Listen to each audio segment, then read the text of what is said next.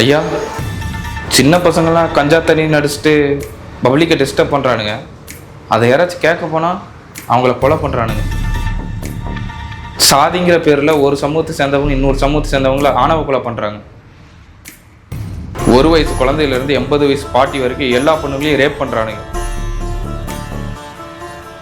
விசாரணைங்கிற பேரில் ஒரு அப்பாவியை கூட்டிகிட்டு போய் அடிச்சே கொள்றானுங்க. ஸ்கூல் குழந்தைங்க சாப்பிட்ற மதிய சாப்பாட்டில் பள்ளி விழுந்து எல்லா குழந்தைங்களும் வாந்தி மயக்கணும் ஹாஸ்பிட்டலில் கிடக்குறாங்க. புதுசாக ஆரம்பித்த கட்சி கூட்டத்தில் நெரிசலில் சிக்கி. இதை தான் நீ முதல்ல சொல்லியிருக்கணும். நம்ம கழக உடன்பிறப்புகள்லாம் வந்துட்டாங்களா? வந்துட்டாக்கையா, வெளியே தான் இருக்காங்க. வா போவோம்.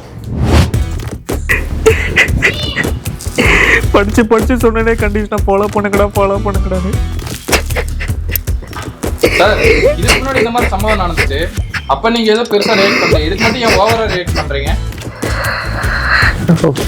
ஃபாலோ பண்ணாதீங்கடா. இங்கே என்ன எடுங்க.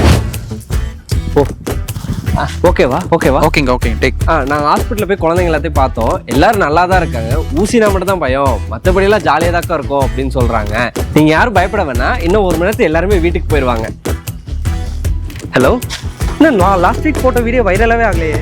கோவையில் பள்ளி விழுந்த மதிய உணவை சாப்பிட்டதால் 40க்கும் மேற்பட்ட அரசு பள்ளி மாணவ மாணவியர்கள் பாதிக்கப்பட்டு மருத்துவமனையில் அனுமதிக்கப்பட்டுள்ள சம்பவம் பெரும் அதிர்வலைகளை கிளப்பியுள்ளது. அதாவது கடந்த 1 வருடத்தில் மட்டும் இதே போன்ற தரமற்ற மதிய உணவால் மாணவ மாணவிகள் பாதிக்கப்பட்ட சம்பவம் எத்தனை நடந்துள்ளது, அதனால் எத்தனை மாணவ மாணவிகள் பாதிக்கப்பட்டார்கள் என்பது தொடர்பான அந்த தகவலில் பிப்ரவரி 2025 தருமபுரியில் 7 மாணவர்களுக்கு சிகிச்சை அளிக்கப்பட்டிருக்கிறது.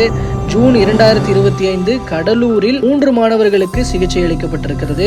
ஆகஸ்ட் 2025 ஓசூரில் 3 மாணவர்களுக்கு சிகிச்சை. அதே ஆகஸ்ட் 2025 மீண்டும் ஓசூரில் 22 மாணவர்களுக்கு சிகிச்சை அளிக்கப்பட்டிருக்கிறது.